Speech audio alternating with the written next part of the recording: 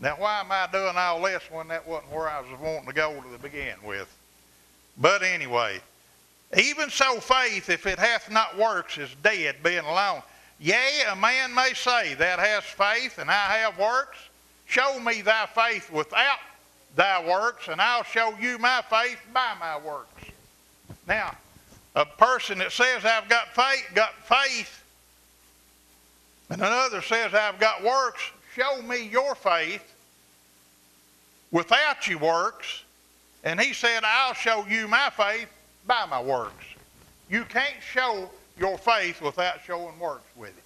Now, I'm building up to the point of Abraham and his relationship with God. Abraham and his son Isaac, and God and his son Jesus Christ. With faith, it was imputed to Abraham as righteousness because he believed God. And he staggered not at the promises of God. Well, it wasn't necessarily because that God said it to him, because he done a lot of messing up. We'll see that here to come. But he done one thing. He offered up his son. That was the works that he done. Now remember that. I want you to remember that. And one more thing. Remember the word seed. S-E-E-D. And I believe this would be a good service for any time, especially on Easter. Listen, Jesus Christ, if it hadn't been for him, Kenneth Gross, I'm very sure that I'd have been dead many years ago. A person couldn't live the way I lived and still be living. I mean, I know that. I understand that.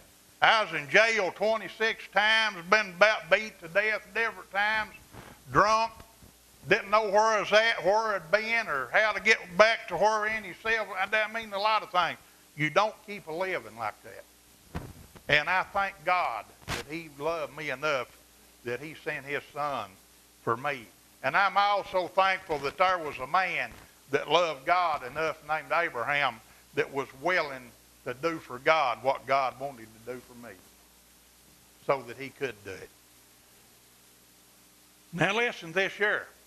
Some of you may be saying, well, I don't know if I'm much like that or not about this faith and all this about these works. Well, listen here. You don't want to be in this category. Verse 19. Thou believest that there is one God. You do well.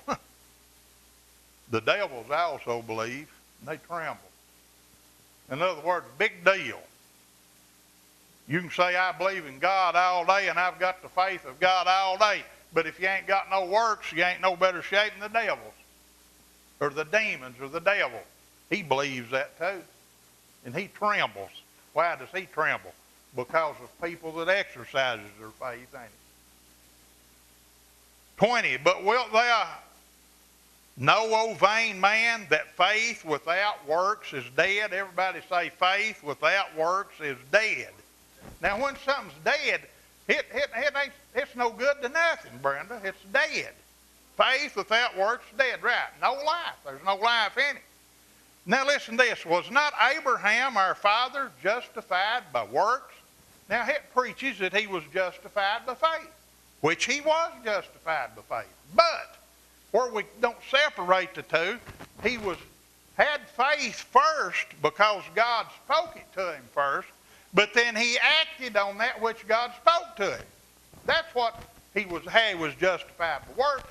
Just exactly the same way that these people over here that had the opportunity to pay that $75 electric bill when they seen that brother and sister that was destitute, instead of saying, we'll have a special prayer at church and I'll pray for you, go your way, don't worry about it, my faith will take care of you, God will take care of it, and not do it yourself, that's dead, dead, dead.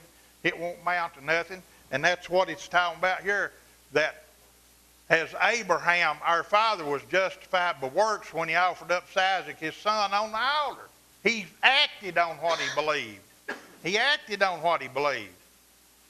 That's what we've got to do to be right before God. Faith without works is dead. If you don't pay that $75 electric bill when you can, your faith is useless. It's not alive, as Brenda said, is it? It's dead. But now Abraham's faith was alive. Why was it alive? I may be getting ahead of myself a little.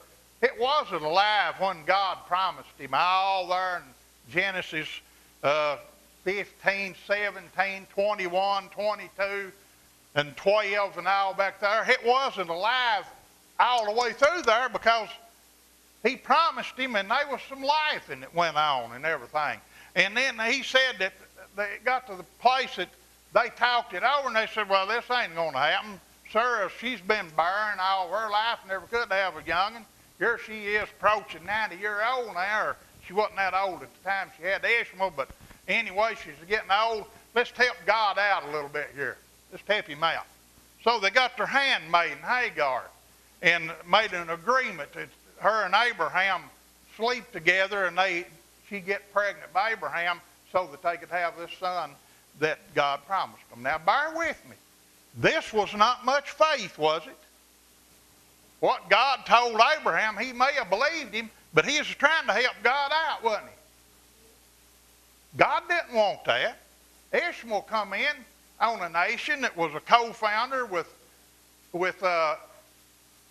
Esau, that was a co-founder of the Arabic people, the oil country over there. A mighty nation, but a heathen nation.